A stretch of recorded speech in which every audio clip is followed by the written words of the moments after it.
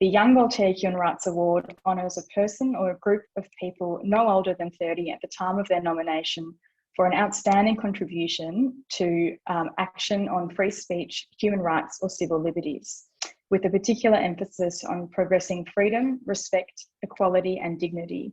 It celebrates those who speak out, who write, campaign, whistleblow, take action or stand against authoritarianism. It gives me a great pleasure to announce that Mohamed Semra, who's present tonight, is the winner of Liberty Victoria's Young Voltaire Human Rights Award. Many of you might have heard of Mohamed Semra previously. In 2015, when Mohamed was a school student, he was with 6 of his friends at the High Point shopping centre and at the Apple store there. Mohamed and his friends were racially profiled by security guards at the Apple store, accused of being thieves based solely on the colour of their skin. This incident made international headlines after the encounter was filmed and it was made public what happened. Mohamed and his classmates spoke out about the incident, which highlighted the injustice that occurred for them and for other people as well. Apple later publicly apologised for their treatment. Since that time, Mohamed has been an active human rights advocate and continued working in social justice and community activities. In 2019, he established Endeavour Youth Australia, which aims to identify and invest in diverse leaders. With Endeavour Youth, he has supported hundreds of young people to build their confidence, learn active citizenship and leadership skills. He's advocated for the increased cultural awareness amongst leaders as well, and he actively ensures that we have future decision makers that represent and reflect the people that they are serving. Mohamed is an exceptional advocate for young people and a worthy recipient of the Young Voltaire Human Rights Awards. Please join me in welcoming Mohamed and in congratulating him on receiving the Young Voltaire Human Rights Award. Thank you very much, Julia. I would like to begin by acknowledging the traditional owners of the land on which we are meeting. I pay my respects to their elders, past, present, and the Aboriginal elders of their communities who may be here today. The traditional owners of the land in which I meet is the Wurundjeri people of the Kulin Nation. I would also like to thank Liberty Victoria and Julia for their dedication to defending and expanding human rights and freedoms for everyone. I'm truly honored to receive this award and beyond grateful for the recognition. However, I think it's important that I state that I am a product of my environment. My activism and my organization, Endeavour Youth Australia, is a culmination of my lived experience and the lived experience of those around me when I was growing up. Just to give you guys a understanding of how I grew up when I was younger, I had a very severe stutter. So when I used to speak, my body used to rock, my head used to twitch, and my tongue will come out. It made it very hard for me to speak. I didn't present in class. I didn't read out loud. And for a very long time, I didn't do the things I wanted to do because I was afraid that people might laugh at me. People might prejudge me. And it did halt me and hinder me from a lot of the things that I wanted to do. So, and coupled with the bias, conscious and unconscious biases that I experienced in school and outside of school, it made it very difficult to succeed. And I was in that situation where I was just going to just give up, all right? If I didn't have the support, if I didn't have the tools to succeed, then there was nothing left for me. I was lucky when I was in year 9 that I had an English teacher that did invest in me. She identified that, okay, I was articulate. My English was at a high level.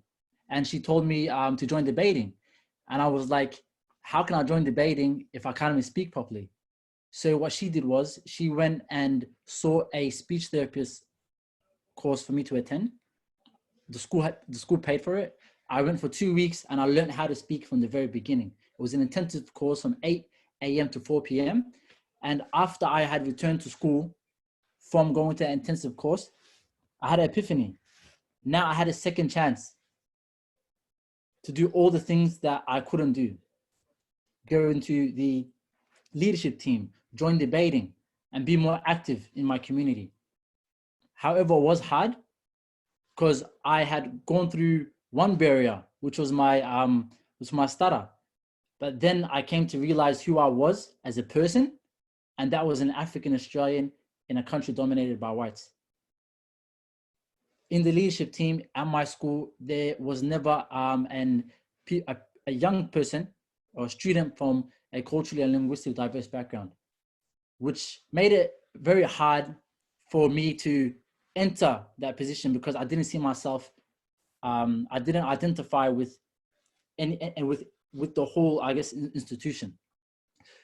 And I did see my friends self-rejecting, right? So I saw that as a problem. I was like, the only way that I guess I can implement change if I was in a position to do so. So I went for the leadership team. And when I joined that year, I ended up getting a school captain, and we went from having no Africans in the leadership team to having over 25.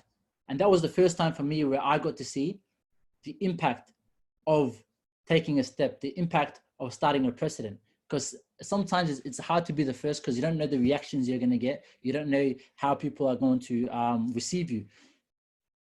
That was, I guess, justification for me moving forward, like understanding, okay, then maybe you miss 100% of the shots you don't take. Same thing with debating, right? I joined debating. Same thing as the leadership team. There was never anyone from a culturally linguistic diverse background.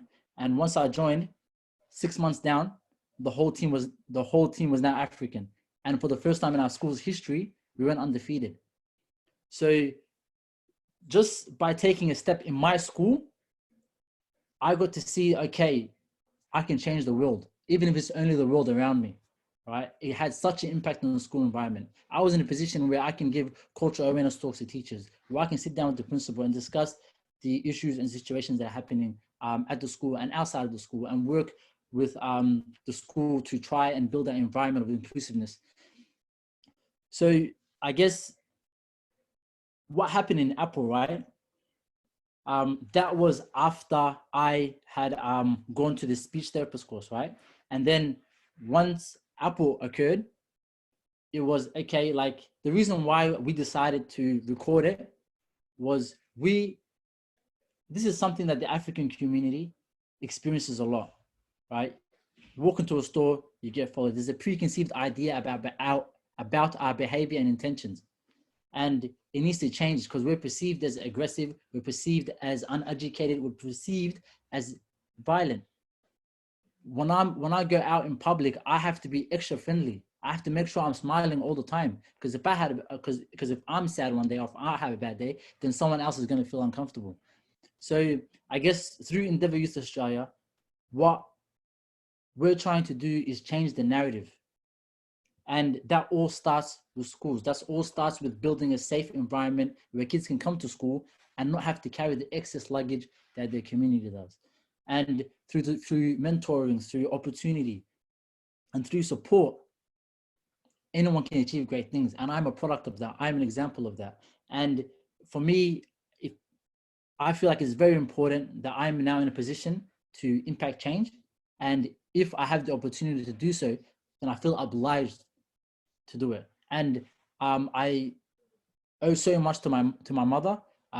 She came to Australia from Sudan with 5 kids, single mother.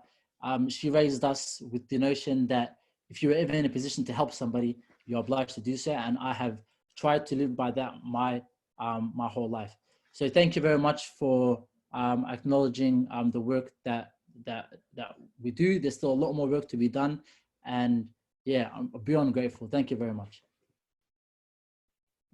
Thank you so much, Mohamed, and thank you so much for sharing your story and for being here tonight. It's amazing to see the work that you've done, and I feel very heartened because I think the future is in very good hands. It's in the hands of people like you. And I'm looking forward to possibly one day welcoming Prime Minister Mohamed Semra, because I see great things in your future, Mohamed. So thanks so much for being here, and congratulations again on the Young Voltaire Human Rights Award.